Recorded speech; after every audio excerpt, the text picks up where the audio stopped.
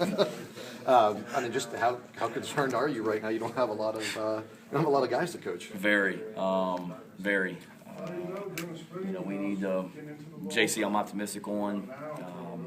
Trey, we need to put in full body armor and glass case when he's just walking around campus and to the dorm and back, whatever. Obviously he can't get hurt. We've got to be very smart about how we use him.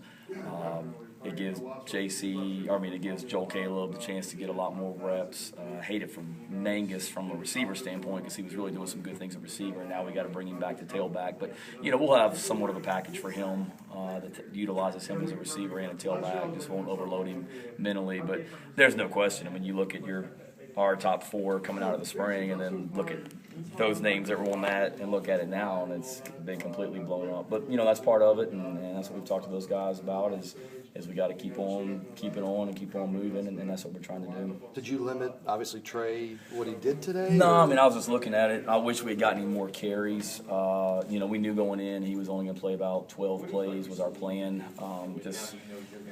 We didn't want Trey in or Joel or Chris in there with anybody but the first-team offensive line.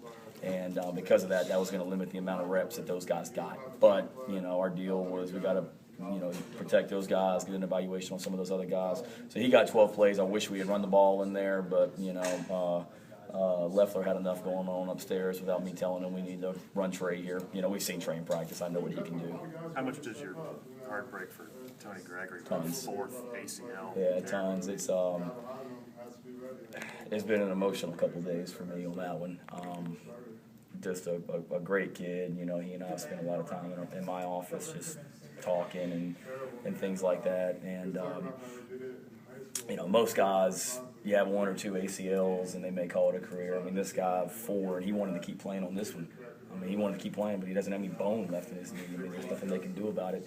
The day he got hurt, or the next day, I think he knew that he had torn it and his career was over. And Mike Goforth gave him the opportunity of going home and getting some rest because he didn't sleep the night before or coming to my meeting. And he said he wanted to come to my meeting, so he didn't get any more behind mentally. But he's in great spirits, and he was out there today with smiles and things like that. Just hate it for him. I mean, this is my 14th year in coaching, and I don't know if I've ever been around a player that football is more important to and that enjoys football more than he does. So that's hard, real hard. How many running backs do you need to play Alabama? I mean, how many guys?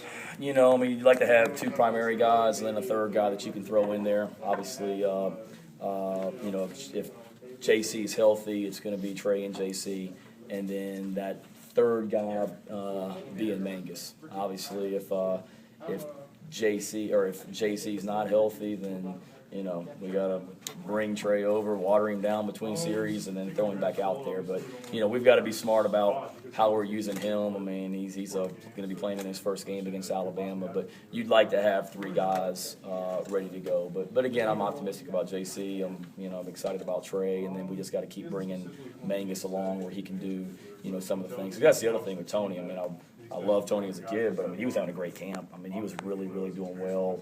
Was running the ball hard. Had kind of showed the last couple of days that he was a guy that we were going to utilize a lot in the run game this year.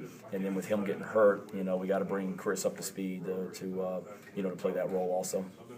How difficult is it as you near preparing for Alabama, putting in the game plan, with all the shake-up, uncertainty, especially with the inexperience of understanding, like you said, a package for Mangus, right. Understanding what they can and what they can't do, and what you're going to ask them to do in that first game? Yeah, it's hard just from the sense of, what are we going to be doing? I mean, what we did out there today is about 2% of our offense. I mean, we were going to today was get an evaluation on some guys, be extremely simple. We knew it was an open scrimmage. Who knows who's sitting in the stands? That's what we did out there was about the first 5 minutes of what we put in our first meeting of August, offense-wise.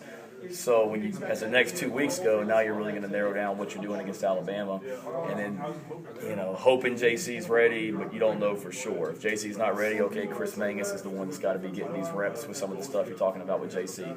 Trey needs as many reps as he can get, but you don't want to wear him down in practice and get him worn out either. So it's a challenge, but they're in the meetings, they're staying on top of things mentally, and we just kind of take it day by day and see where things are.